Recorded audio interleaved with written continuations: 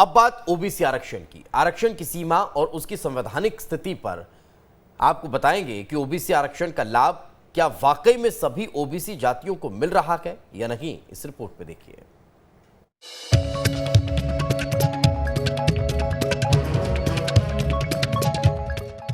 OBC आरक्षण से OBC को कितना फायदा?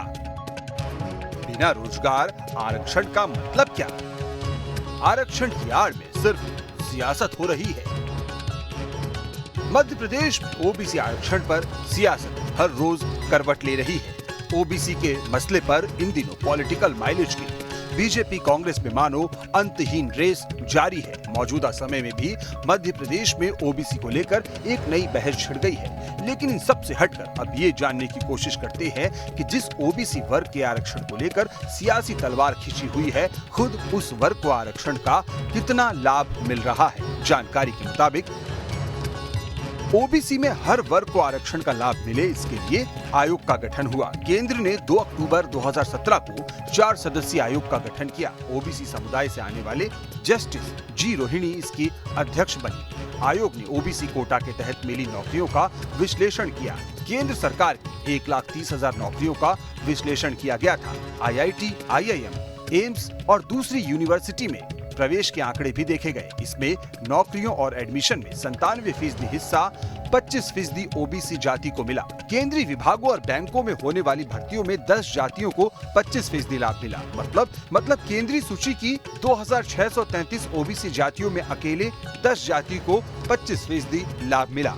ओबीसी में 38 अन्य जातियों ने दूसरे 1/4 हिस्से को घेर लिया। करीब 22% आरक्षण का लाभ ओबीसी में 506 अन्य जातियों को मिला। इसके विपरीत सिर्फ 2.68% लाभ 994 जातियों ने आपस में शेयर किया, जबकि ओबीसी की 983 जातियों को आरक्षण का कोई लाभ मिला ही नहीं।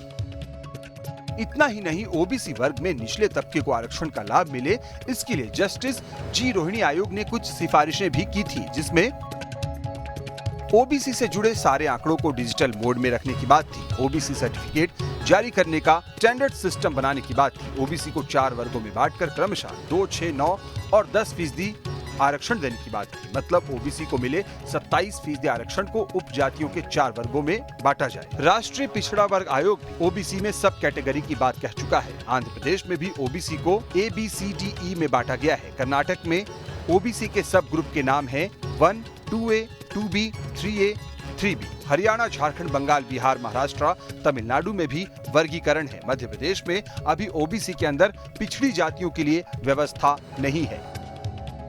ये तो बात हुई ओबीसी आरक्षण की जमीनी हकीकत की। अब आरक्षण पर सियासी हाय तौबा करने वालों की पोल खोलने के लिए नौकरी के आंकड़ों पर भी नजर डालते हैं, क्योंकि ये सभी जानते हैं कि बिना नौकरी आरक्षण महज एक लॉलीपॉप है, जिसे दिखाकर चुनावों में वोट बटोरे जाते हैं। जानकारी के मुताबिक 2003-04 में कुल नौकरियों में 23.2% सरकारी नौकरी थी। 2011-12 में कुल नौकरियों में सरकारी नौकरी घटकर 18.5% रह गई। आरक्षण के अनुपात में नई नौकरियों की संख्या बढ़ाई नहीं जा रही है।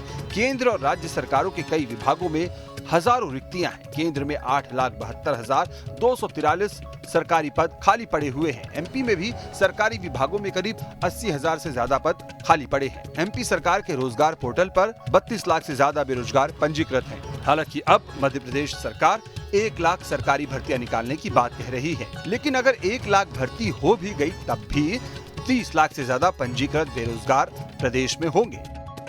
तो ये आंकड़े अपने आप में बताने के लिए काफी है कि सियासत के दंगल में आरक्षण के दांव के असल मायने क्या है। देश भर में आरक्षण पर शोर तो खूब मचता है, लेकिन रोजगार के मोर्चे पर अभी काफी मेहनत किए जाने की जरूरत है, क्योंकि बिना रोजगार आरक्षण पर शोर सियासी स्वांग से ज्यादा कुछ नहीं होगा। Team news state.